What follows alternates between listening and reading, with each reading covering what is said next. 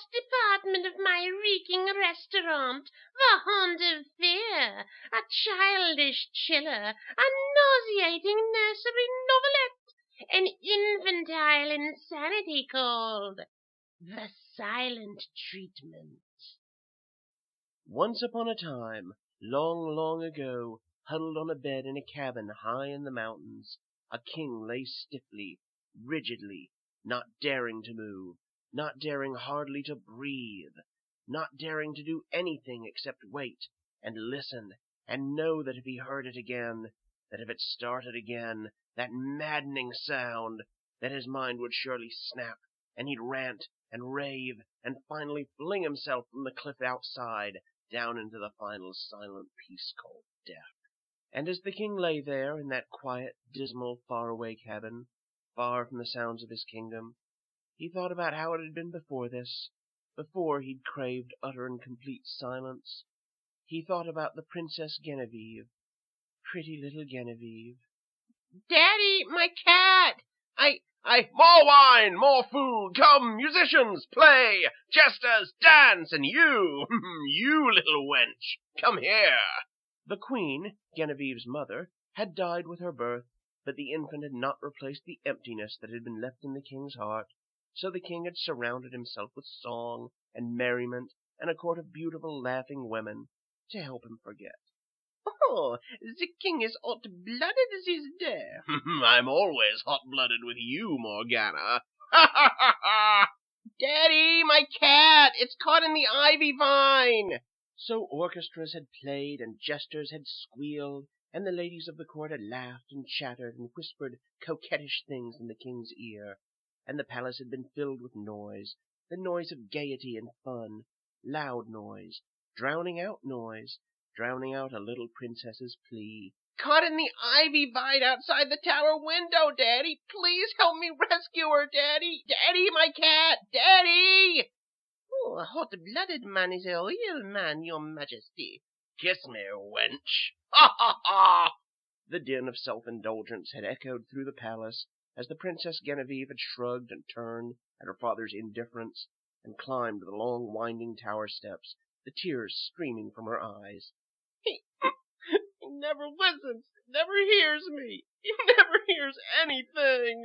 The little princess had mounted to the tower window, determined to rescue her trapped pet herself.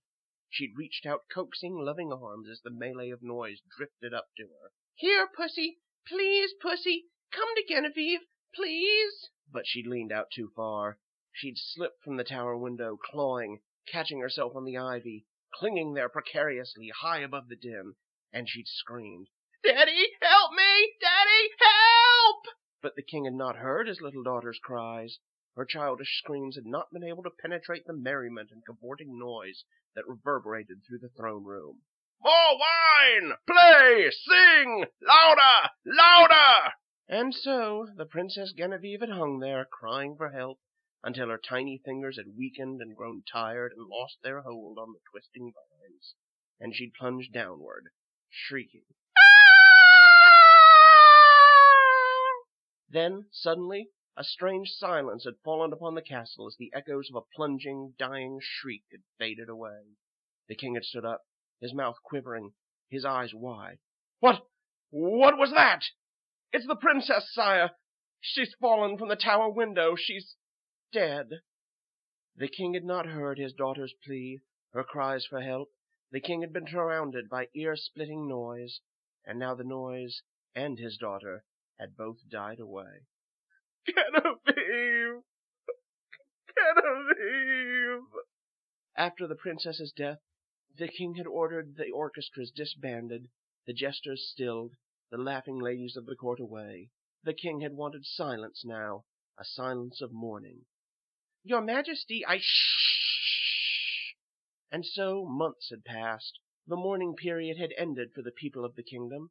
Once more church bells had tolled, and ox carts had rumbled, and the people had gone about their business. But for the king, the mourning period had not ended. It would never end. Each sound that reached the king's ears brought with it the echo of a girl's shriek of death. Stop it! Stop that clatter! Yes, your Majesty. The conscience-stricken king had grown more and more sensitive to noise as time had gone by. A dreadful silence had come upon the palace. The servants, wary of incurring the king's wrath, had been forced to move about the marble halls in their stocking feet. A nervous care was taken to see that no unnecessary sound was made, or else, oops, Blast you, clumsy! I wanted quiet! But even with the dead stillness surrounding him in the palace, the king had not been satisfied. In the town far below, the tolling of the church bell had grated upon his acutely sensitive ears. "It's a wedding, your majesty. The people are rejoicing." "Order the bell silenced! Have it removed and melted down! I can't stand the noise!" The people of the kingdom were not happy that their glorious bell could no longer sing out. But what could they do? The king had ordered silence, and the king was the king. What is that? What's that hammering and clanging down there? "It is the blacksmith, sire. He is tempering the horseshoes." "Order him to stop! Order him to stop immediately!" Then the king called his royal prime minister.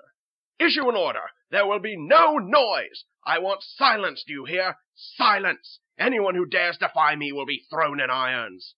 "Yes, your majesty." The blacksmith had been ordered to stop his anvil hammering, thereby forcing him to close down, but he'd been arrested when he tacked up his notice. "But I only silence, idiot." Merchants had been forced to abandon their ox carts as a means of carrying about their merchandise because of the racket the wooden wheels made on the cobblestones. "Get down off there! You're under arrest! Please have pity!" Carpenters were forced to give up the trade because their sawing and nailing irritated their king. Building was halted. "My roof leaked! I had to! Come with us! It's the dungeon for you!"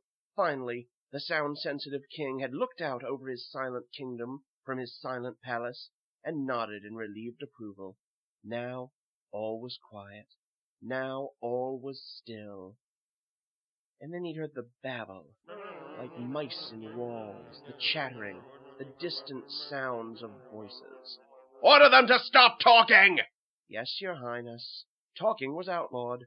The people had taken to whispering. Anyone who'd accidentally talked in a normal voice was immediately carted off and his tongue cut out. The king had looked out over his silent kingdom from his silent palace, and he nodded.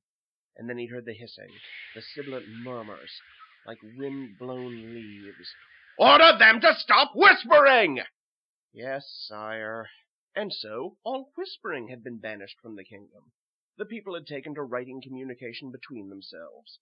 Everyone carried implements with them, and the king looked out, and he'd heard the scratching and scraping, the rubbing of chalk on slate, like summer rain.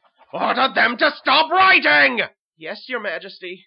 Now the people of the kingdom could do nothing but sit and stare at each other, and the king had looked out over his silent kingdom, and he'd heard the faint sighs, the sucking in and expelling out of air from their lungs, like spring breezes.